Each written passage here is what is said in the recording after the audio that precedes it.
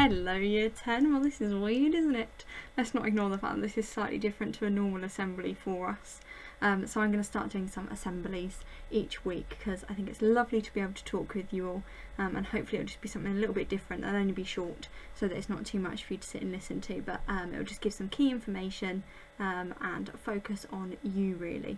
So we have got this image up here, and this is exactly how I am feeling about the fact that you're going to be coming back to school in little bits over the next few weeks, and probably how you've been feeling being able to see some of your friends now. The social distancing rules mean that you can go into groups of sort of 6 people maximum. I know that's definitely how I felt. Obviously haven't hugged any of my friends, but it does feel good to be able to see them and actually have a conversation face to face.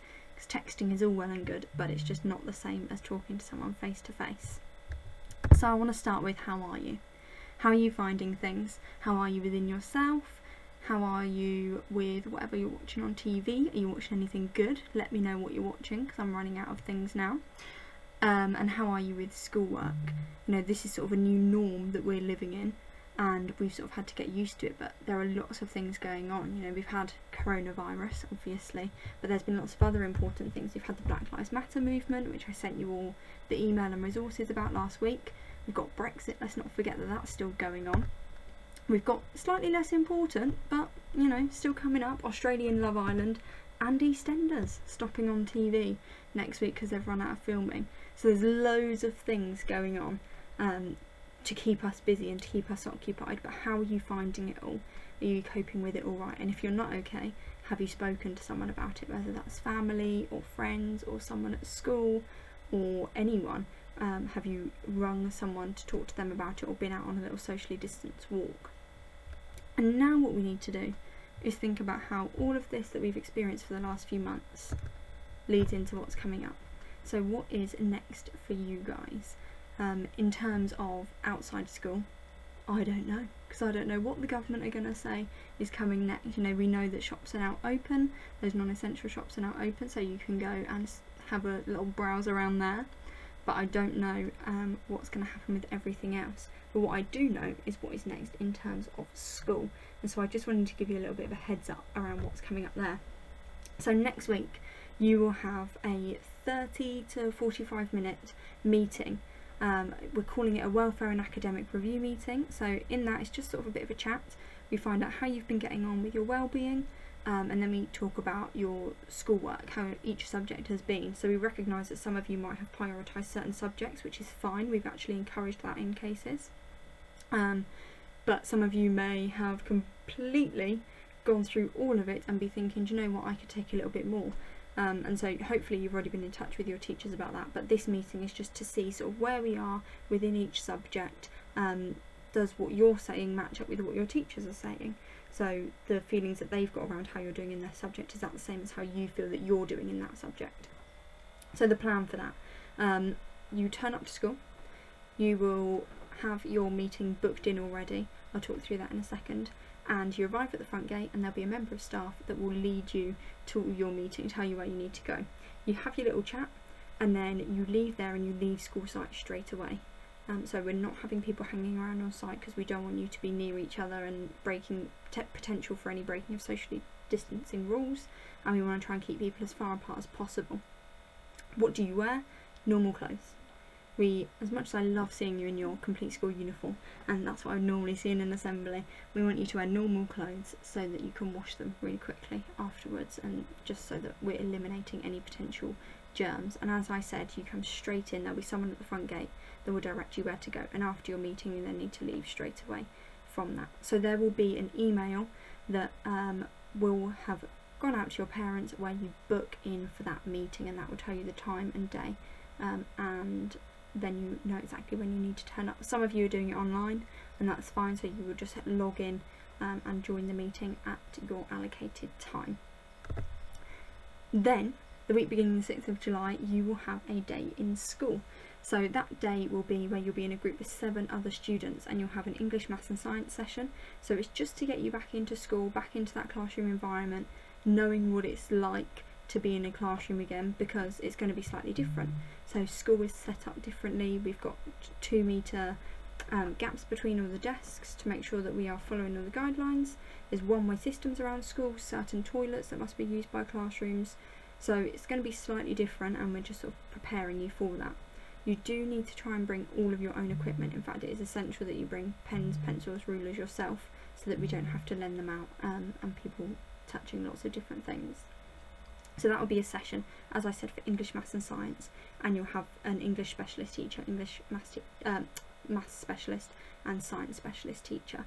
So we'll make sure that it's really focused for you in those, when you're in on those days. And then you need to think about what you can do.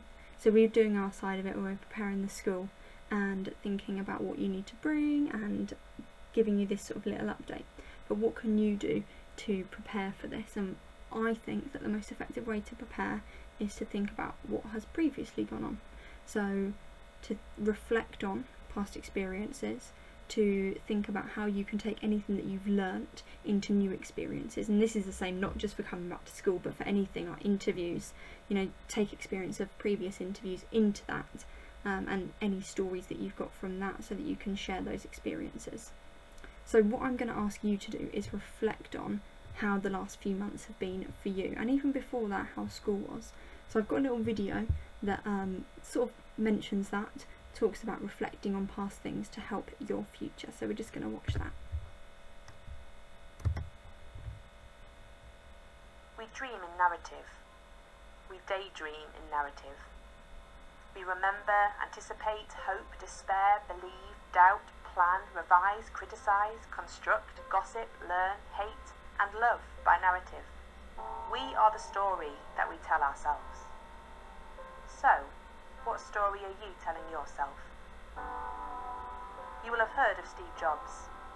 In his speech at Stanford in 2005, he told his narrative around 3 of his life-changing moments. His mother was a young college graduate who put him up for adoption on the condition that his parents put him through college education. He felt the pressure of this so much that he dropped out and ended up staying on the floor of his friends' houses. He ended up gatecrashing a calligraphy course at the local college. This experience wasn't wasted. When he built his first computer, Jobs made sure it had a choice of creative fonts. His second life-altering moment was when he was dismissed from the $2 billion company he had built himself. He didn't despair. He started a new company and bought Pixar Animations. And he started his new line of computer-animated films with Toy Story. His third narrative-defining story was when he was diagnosed with pancreatic cancer, when he came to the realisation that your time is limited, so don't waste it living someone else's life. Jobs described the importance of connecting the dots, making sense of events. He said, you can't connect the dots looking forward, you can only connect them looking backwards.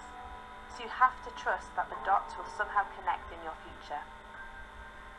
Jobs constructed his own narrative. He saw the connection between his own dots. He focused on what made his life a story and on what kind of story it was.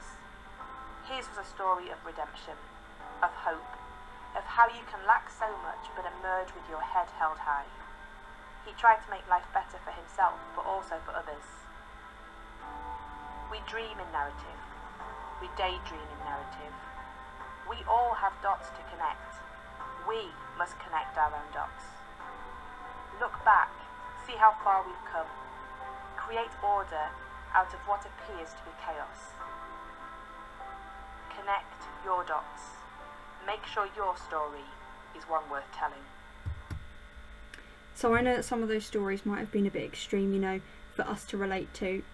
Being fired from your company that is $2 billion worth, but I think we can all learn from that. To work on the future, we need to think about what's gone well in the past and what maybe hasn't gone so well. So I'm not going to read these questions out, but these are sort of, you know, I always leave you with a challenge at the end of our assembly. Things I want you to think about, your takeaways from this. Those top 2 being the most important, and then how can we overcome those challenges, because again that's the most significant thing. How are you going to connect those dots from the past 3 months to help you succeed going forward from here.